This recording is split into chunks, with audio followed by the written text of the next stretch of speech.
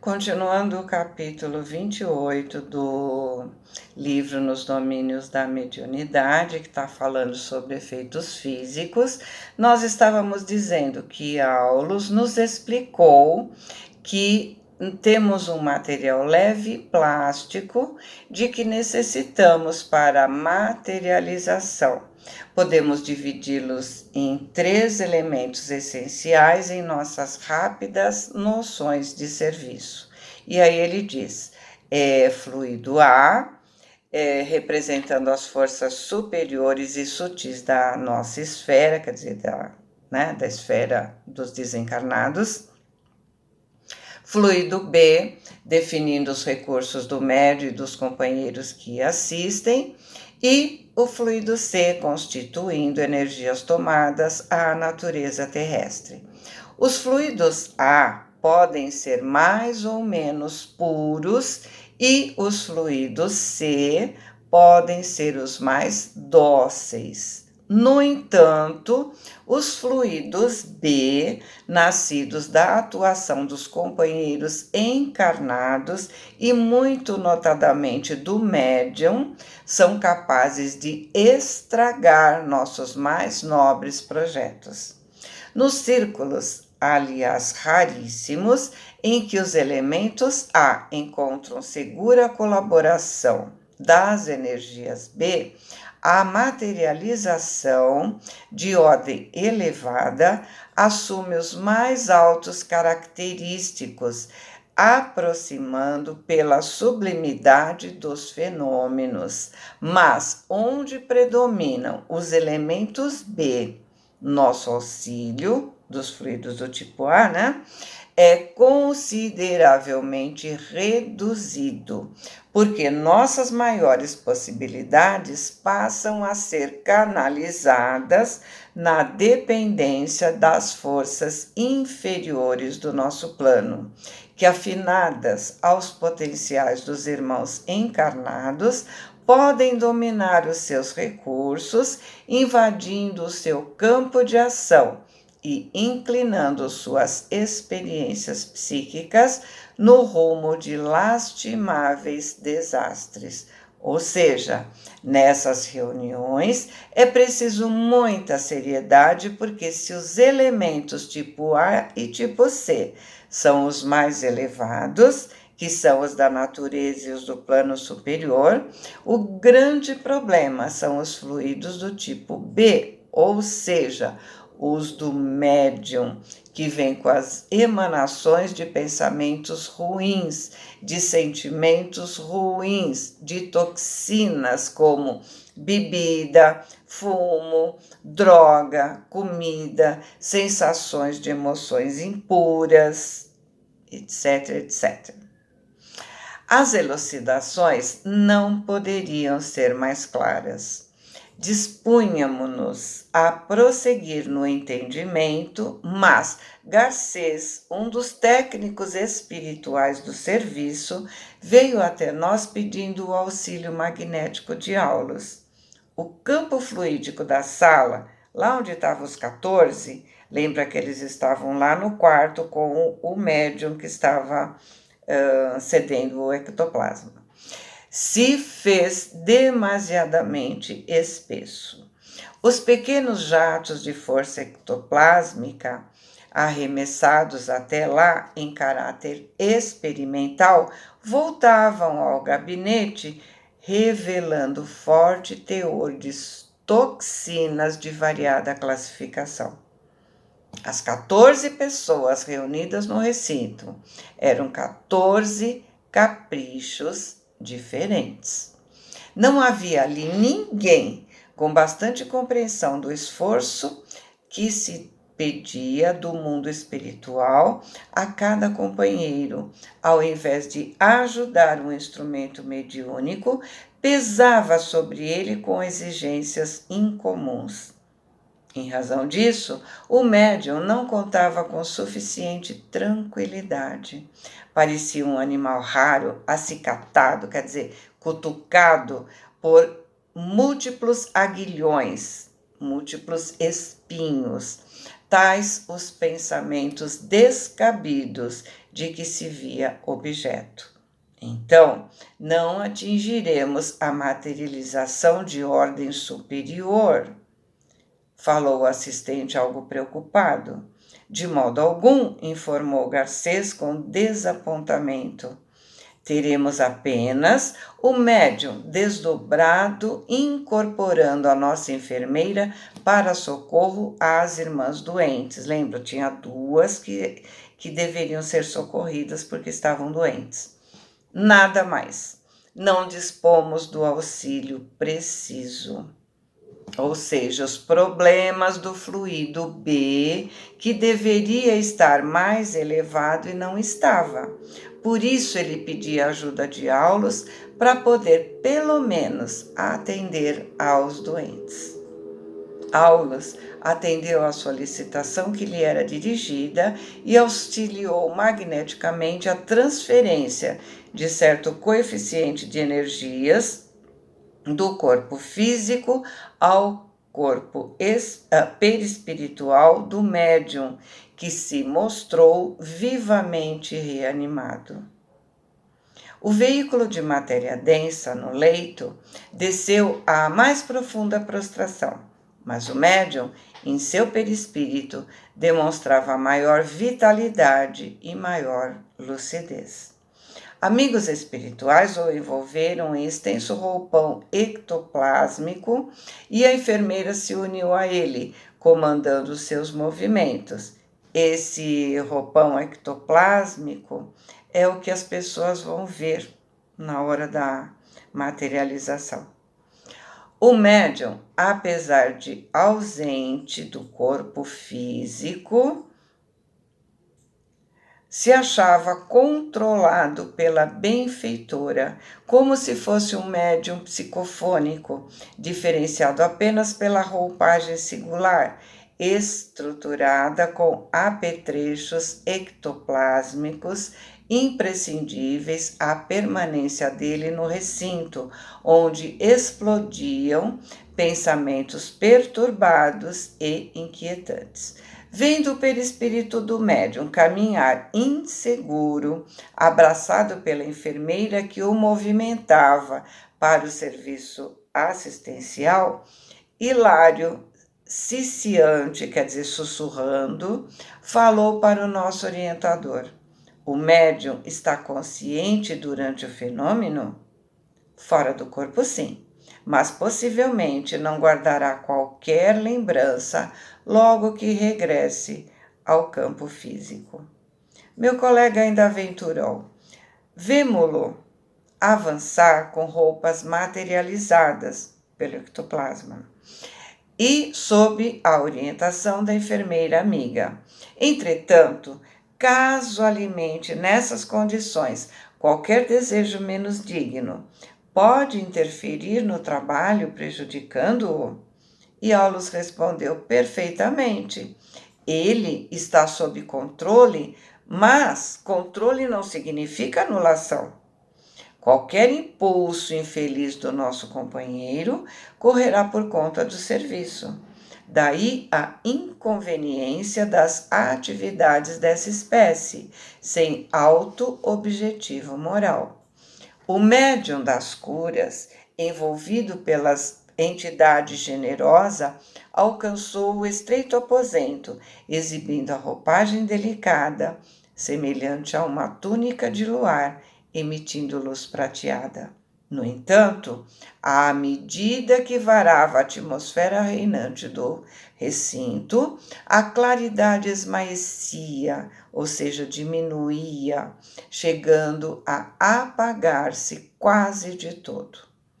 Diante do nosso olhar indagador, o assistente esclareceu: a posição neuropsíquica dos companheiros encarnados que compartilham nossa tarefa, no momento, não ajuda.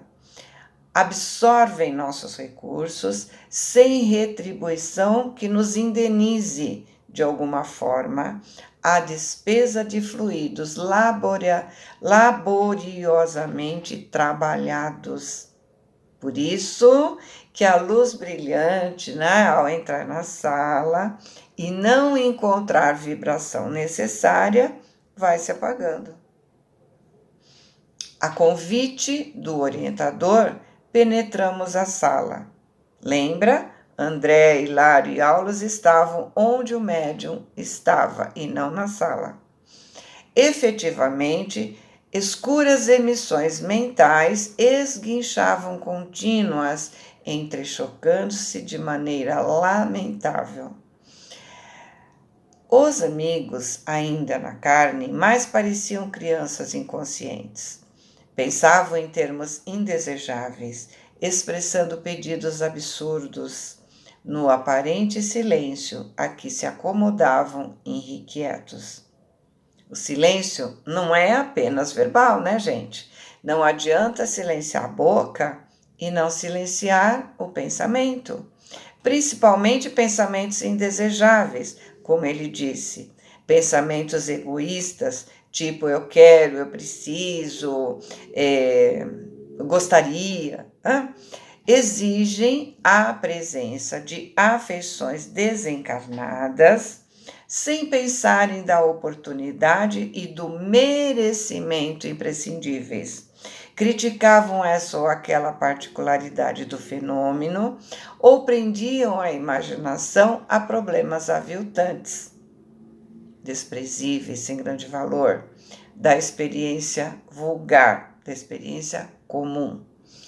A ajuda dos amigos espirituais era ali recebida não como gentileza de benfeitores, mas como espetáculo fútil a ser obrigatoriamente elaborado por servos ínfimos. Ou seja, espetáculo fútil feito por empregados humildes. Eles só pensavam em receber comunicações de parentes desencarnados, resoluções de problemas do dia a dia, como se os espíritos fossem empregados deles. Ainda assim, os obreiros do nosso plano ofereciam o melhor pelo êxito da tarefa. A enfermeira devotada socorreu as doentes, aplicando-lhes raios curativos. Várias vezes deixou o recinto e voltou a ele, porque a simples aproximação dos pensamentos inadequados que dominavam as vibrações daquele ambiente, toda a tarefa ectoplásmica se ressentia e escurecia com um bombardeio das formações mentais nascidas da assistência. Ou seja, ela precisava voltar onde o médium estava para se reabastecer de ectoplasma, para poder continuar o trabalho, porque as vibrações das pessoas que estavam no ambiente, ao invés de ajudar, estavam poluindo o ambiente, interferindo na natureza do ectoplasma.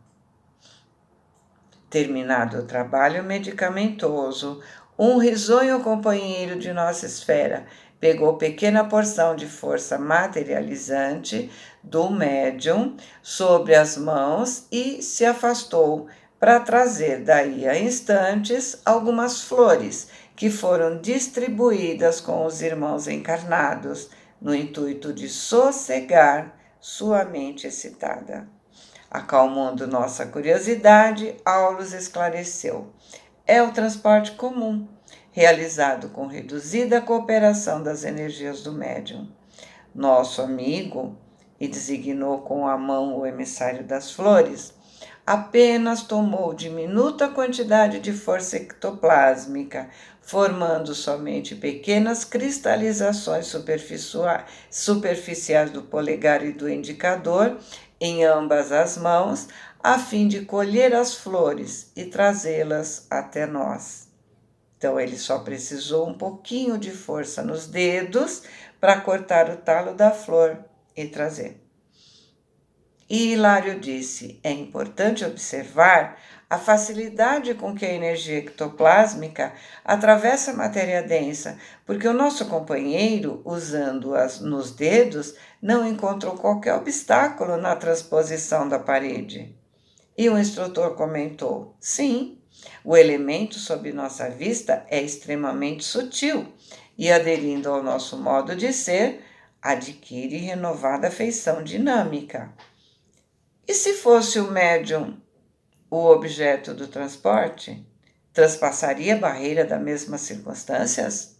Perfeitamente, desde que esteja mantido sob nosso controle, intimamente associado às nossas forças, porque dispomos entre nós de técnicos bastante competentes para desmaterializar os elementos físicos e reconstituí-los de imediato, cônscios da responsabilidade que assumem.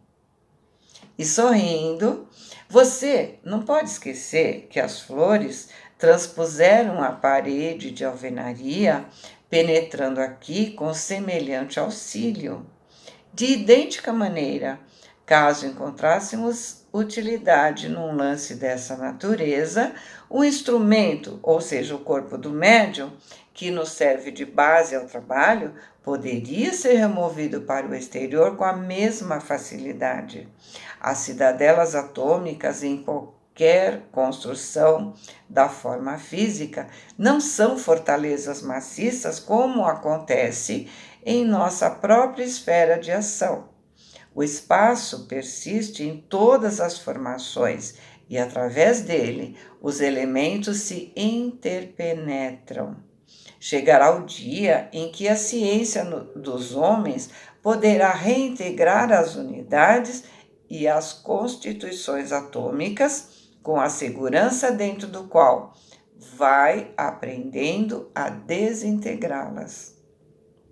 Logo após, os amigos presentes, sempre interessados em acordar os irmãos encarnados para as realidades do espírito, acomodaram o médium, religando-o ao corpo carnal.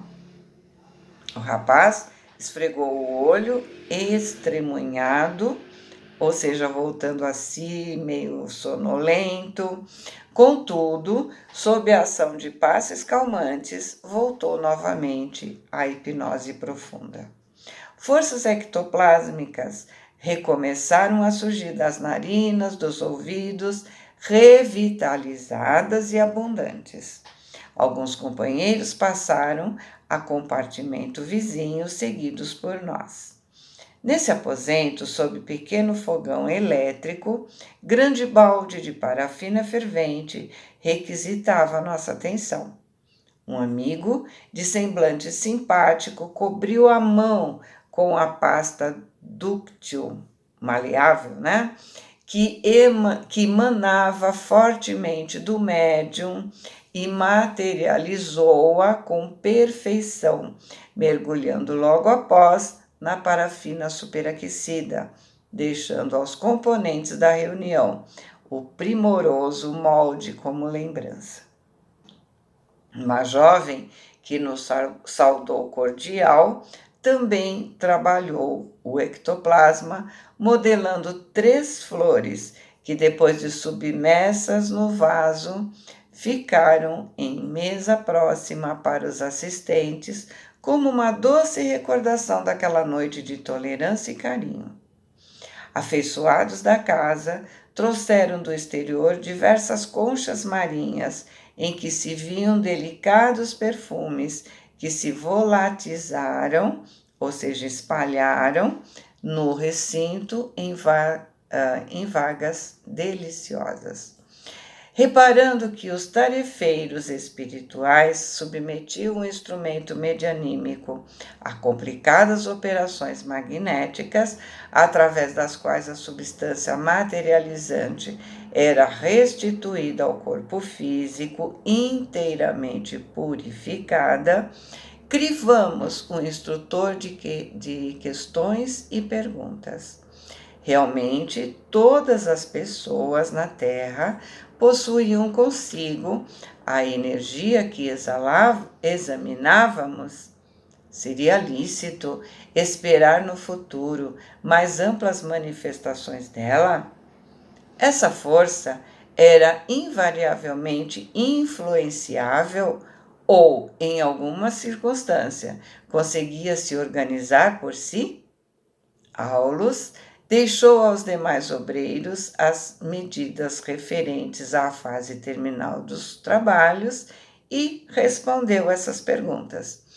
O ectoplasma está situado entre a matéria densa e a matéria perispirítica, assim como um produto de emanações da alma pelo filtro do corpo. E é recurso peculiar, não somente ao homem, mas a todas as formas da natureza. Em certas organizações fisiológicas especiais da raça humana, comparecem em maiores proporções e em relativa madureza para a manifestação necessária aos efeitos físicos que analisamos. É um elemento amorfo, ou seja, sem forma, mas de grande potência e vitalidade.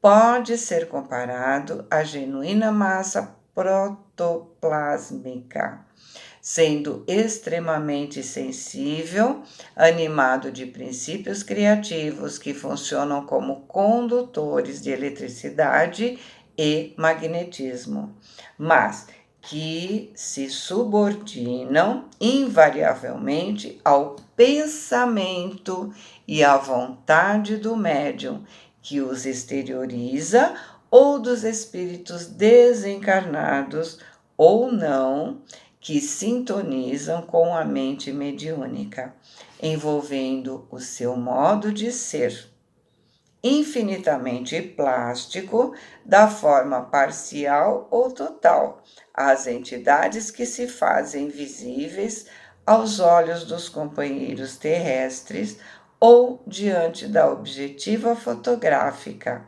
da consistência aos fios, bastonetes e outros tipos de formações visíveis ou invisíveis nos fenômenos de levitação e substancializa as imagens criadas pela imaginação do médium ou dos companheiros que o assistem mentalmente afinados com ele. Exige de nós muito cuidado para não sofrer o domínio de inteligências sombrias, de vez que, manejado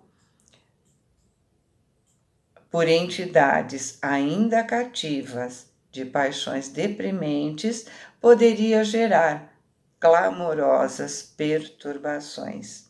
E apontando o mediador, que despertava sonolento, enunciou: nosso amigo, polarizando as energias do nosso plano, funciona como entidade maternal, de cujas possibilidades criativas os espíritos materializados totalmente ou não retiram os recursos imprescindíveis às suas manifestações, sendo a prazo curtíssimo autênticos filhos dele. Assinalando a conceituação, Hilário falou entusiástico: isso dá a entender que nas forças geradoras extravasadas do médium e dos cooperadores da nossa esfera, poderemos também surpreender os princípios fundamentais da genética humana, em configurações que a ciência terrena ainda não conhece. E o assistente confirmou: sim, sem dúvida. Os princípios são os mesmos, embora os aspectos sejam diferentes. O futuro nos reserva admiráveis realizações nesse ponto. Trabalhemos e estudemos. Nossas disponibilidades de tempo, contudo, haviam terminado. E por isso, Aulus encerrou a notável conversa, nos convidando a voltar. E assim André termina o capítulo. Boa semana, fiquem com Deus, amo vocês.